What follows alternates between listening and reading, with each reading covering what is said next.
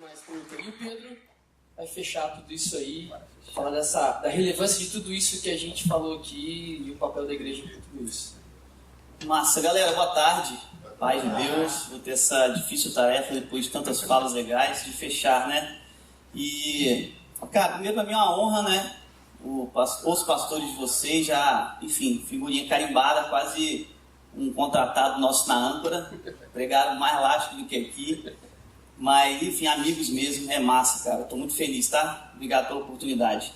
Meus amigos, eu vou falar sobre uma igreja referência para a cidade, e acho que a primeira coisa que a gente tem que pensar é, a primeira igreja precisa ser igreja, porque há um problema em relação a isso, né? Como é que eu penso uma igreja para a cidade, sendo que eu estou confuso do que é ser igreja?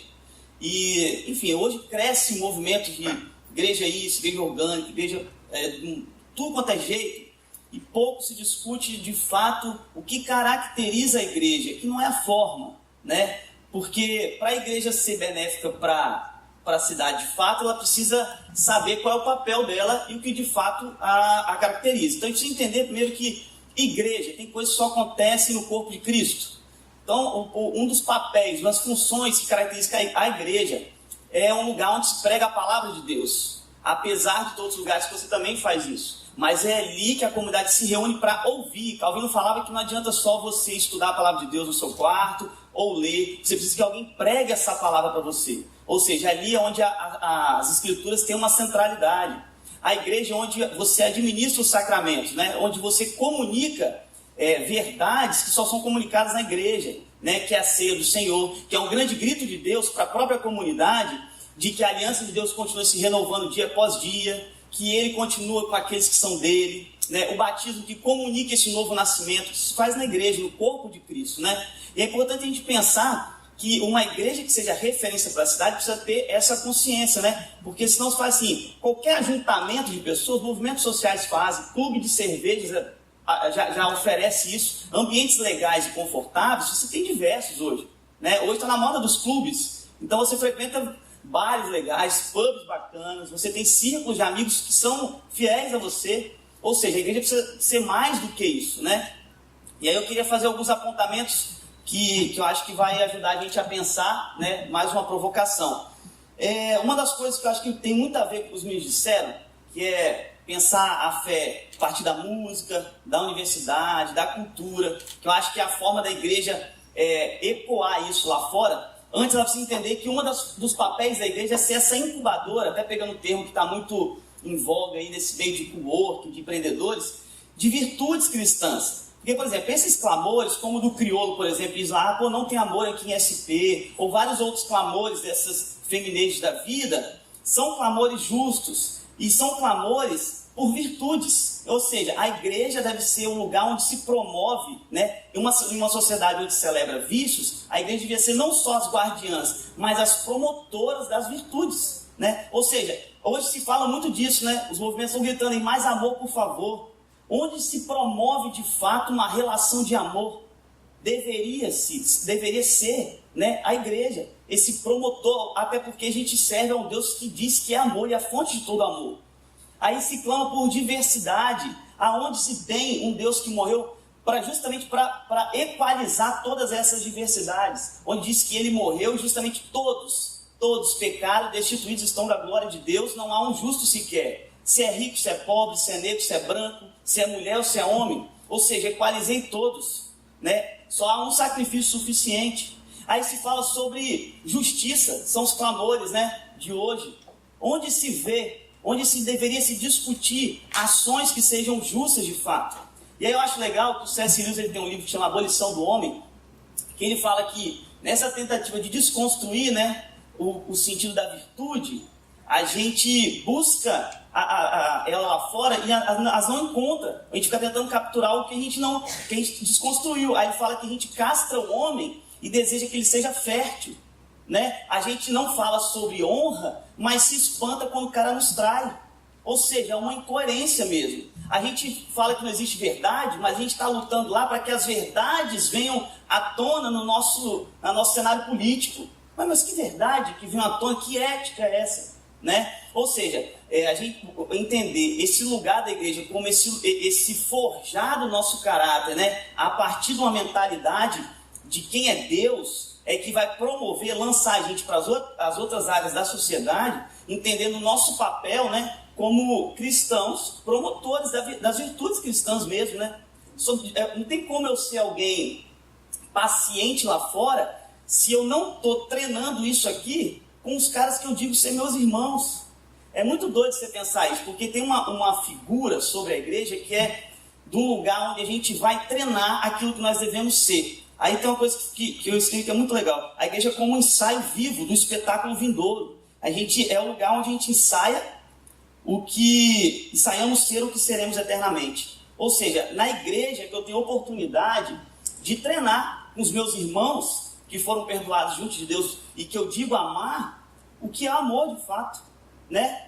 As mãos que foram afetadas pelo pecado, como o Eric disse, e que acabaram distorcendo a cultura, que agora são promotoras, né, e servas do pecado, passam a ser agora servas da justiça. E onde que eu treino esse meu caráter, que eu vou forjando esse caráter, que é um caráter de pecado, para ser um caráter de Deus, para que eu influencie a cultura? Na igreja, né? Ou seja, o Romanos fala isso, né? Que os membros não sejam mais servos do pecado, mas sejam agora servos da justiça. Lá em Romanos 6 vai dizer isso. Ou seja, os seus membros, o teu corpo, que antes serviam, eram escravizados pela uma cultura de pecado, a partir de um conhecimento de quem é Deus, da cruz de Jesus, de uma visão ajustada de quem é o próprio Cristo, né? E na comunhão dos santos, eu vou desenvolvendo aquilo que eu devo ser em Jesus, que é resgatando a minha imagem. E eu exerço isso no contato com os meus irmãos. Não é possível que eu faça isso descolado do corpo da igreja. Ou seja, a igreja ela não é uma instituição, não foi um erro, né? Muitos acham isso, que a igreja foi um erro na história e foi uma criação humana. É mais do que isso. A igreja é o corpo de Cristo. Ou seja, não é algo enrijecido, né? Que estabelece, que impede o Espírito de Deus de caminhar, de se mover. Não, o corpo é algo em movimento. Ou seja, só tem como a gente dizer sobre organicidade da nossa fé estando no corpo de Cristo, né? Onde a gente vive essas dinâmicas mesmo, de se perdoar, de saber que o outro vai errar e o outro sai exercer perdão sobre o outro e misericórdia, para que isso para que isso faça sentido e coerência lá fora. Ou seja, nós deveríamos ser um grande lugar onde as pessoas olhassem e enxergassem daqui um protótipo, né? De um lugar que exerce misericórdia, um protótipo do lugar que exerce amor, um protótipo do lugar que ama de fato as pessoas, um protótipo do lugar que vive a diversidade de fato, né? Pessoas de culturas diferentes, de criações diferentes, de cores diferentes, gêneros diferentes, e que se amam apesar de tudo, né? Que estão unidas, ou seja, a unidade, as pessoas deviam olhar para a igreja e tentar imitar lá fora, né? Daqui deveriam vir, por exemplo, a gente hoje reclama do cenário da nossa política, né? Que está muito, ninguém tem fidelidade com aquilo que diz, com os partidos, e está tudo muito fragmentado, tem uma bagunça. Isso nada mais é do que reflete do que nós somos no próprio cenário da igreja brasileira hoje, fragmentada em sua forma de pensar igreja, de ser igreja, fragmentada nas suas relações. Ou seja, é um problema, né? A gente quer da sociedade uma mudança que a gente não consegue vê-la. Não é que a igreja vai ser perfeita, não estou dizendo isso, mas precisa ser um lugar que se pense isso.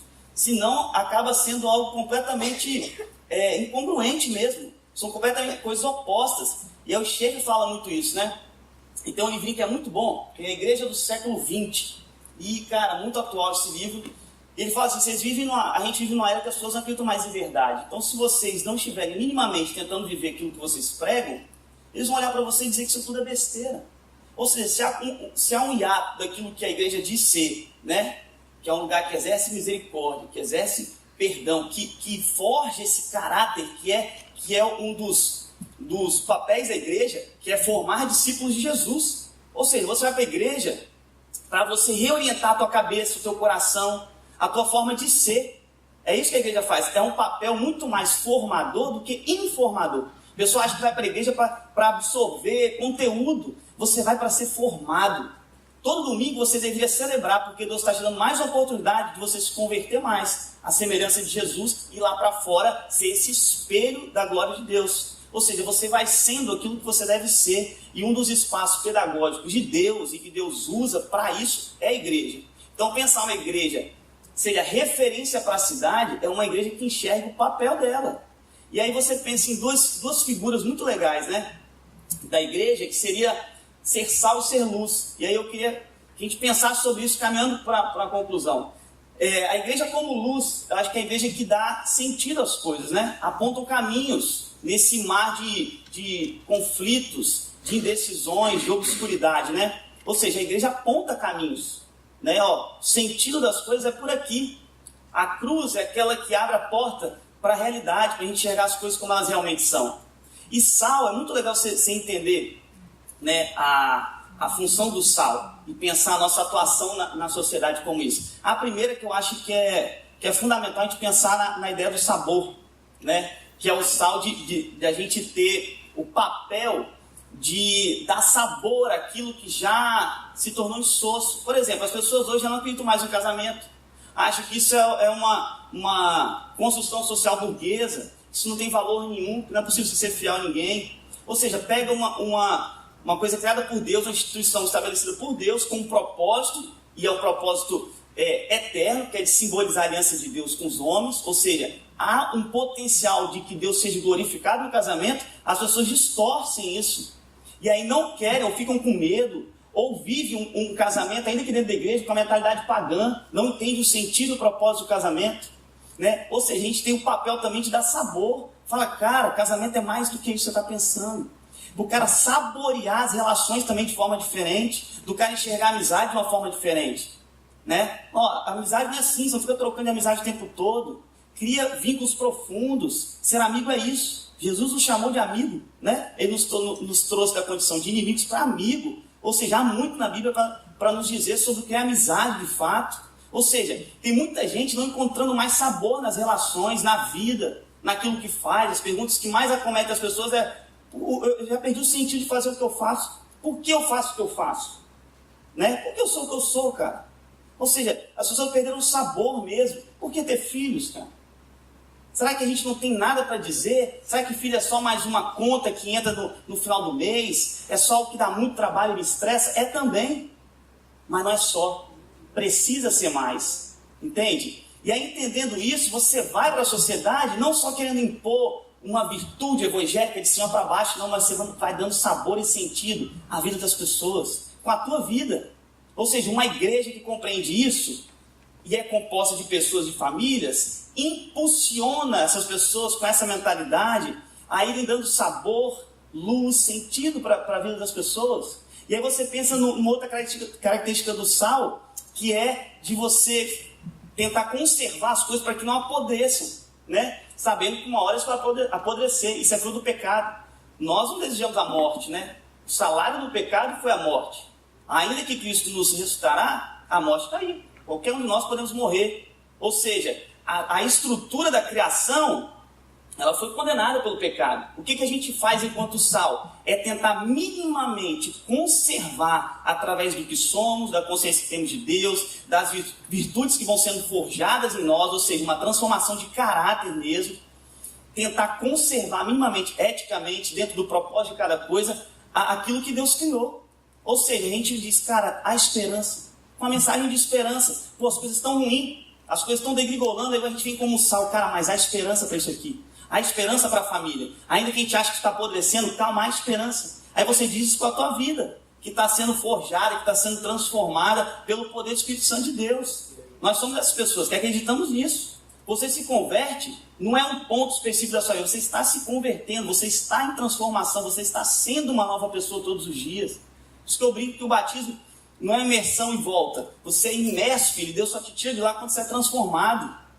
Então, ele apontou 2 minutos, eu vou caminhando para o fim e queria terminar com uma citação aqui, que eu acho que vai traduzir de forma até melhor tudo que